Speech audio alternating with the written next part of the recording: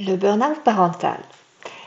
Il ne s'agit pas d'une dépression, il ne s'agit pas non plus de baby blues ou de dépression postpartum qui interviennent juste après la naissance de l'enfant et qui sont essentiellement dus, les deux derniers, à des mouvements hormonaux très importants. Le burn-out parental, c'est un épuisement physique et psychique. On l'a vu lors de le burn-out professionnel. C'est un épuisement physique et psychique. On a repris ce terme pour parler de cet épuisement parental qui touche aussi bien les femmes que les hommes. À peu près 5% des parents et 8% des parents supplémentaires sont à risque. Alors, quels sont les symptômes? On l'a vu, épuisement physique, émotionnel, cognitif. Des très grandes difficultés à garder, on va dire des pensées cohérentes. Heu, un évitement.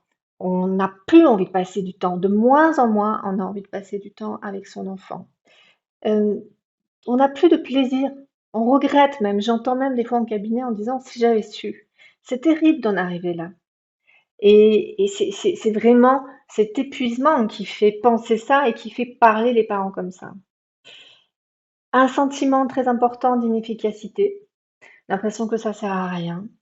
Le mot maman, on l'entend la première fois que un enfant appelle, sa maman maman ou son papa papa, bah, c'est formidable, mais quand il va le répéter par la suite 15, 20, 30, 50 fois, c'est insupportable pour le parent.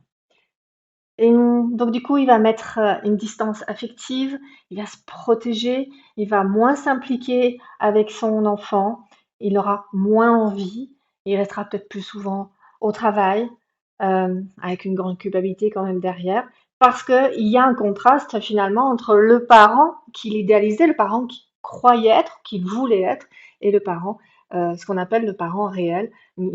Un contraste entre le parent idéal et le parent réel. Alors on l'a vu, dans le cadre du burn-out professionnel, il faut un contexte, il faut des conditions, il faut un fonctionnement interne. C'est la même chose là, pour le burn-out parental.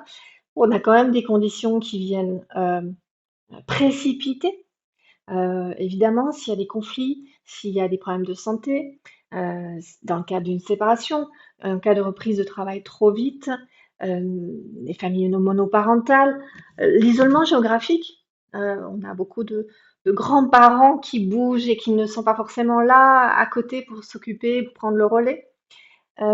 Et puis l'impossibilité d'avoir un repos réparateur. Ça, ce sont des conditions et un contexte qui, amène ce risque de burn-out parental.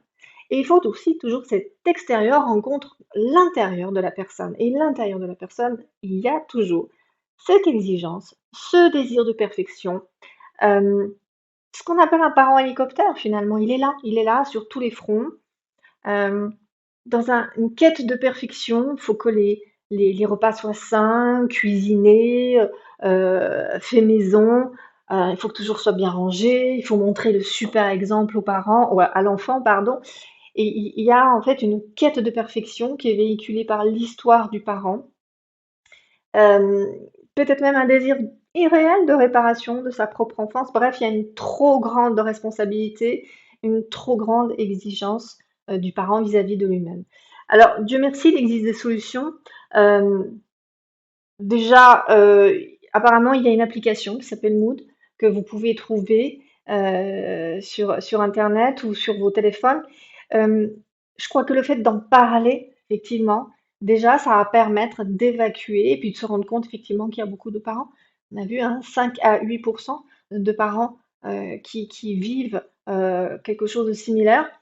Je crois qu'il est important aussi d'alléger là où ça peut être allégé au niveau exigence, au niveau perfection, comprendre qu'est-ce que je suis en train de rejouer? Est-ce que c'est mon histoire là? Ou est-ce que c'est mon histoire avec mon enfant? Est-ce que je suis dans le réel? Est-ce que vraiment il y a une complication, des difficultés, moi, en tant que parent avec mon enfant? Ou est-ce que c'est mon enfant qui vient faire résurgence finalement de mon histoire, de mon enfance? Donc ça, parler avec un psychologue ou un psychanalyste est quand même très très intéressant parce que ça va permettre de de de de mettre en lumière aussi qu'est-ce qui se passe pour soi, ce qu'on appelle un soutien psychologique en parentalité. Hem, ça peut être aussi très intéressant de coupler ça avec des techniques, psychocorporelles. prendre du temps pour soi, faire du yoga, du pilates, aller courir, hem, faire, pourquoi pas de la méditation, se créer des espaces pour soi, ça peut être, vraiment très, très bénéfique, très positif. Alors la plupart des parents vont nous répondre: «Mais on n'a pas le temps!» mais on va en trouver et on va en créer du temps. Voilà, c'est faisable. Je veux parler de Donald Winnicott pour terminer cette petite vidéo qui dépasse déjà les 5 minutes. Winnicott, nous a dit que finalement l'enfant, pouvait se construire avec une mère suffisamment bonne. Alors bonne, ça ne veut pas dire parfaite, ça veut dire qu'elle fait de son mieux et c'est formidable qu'elle puisse faire de son mieux.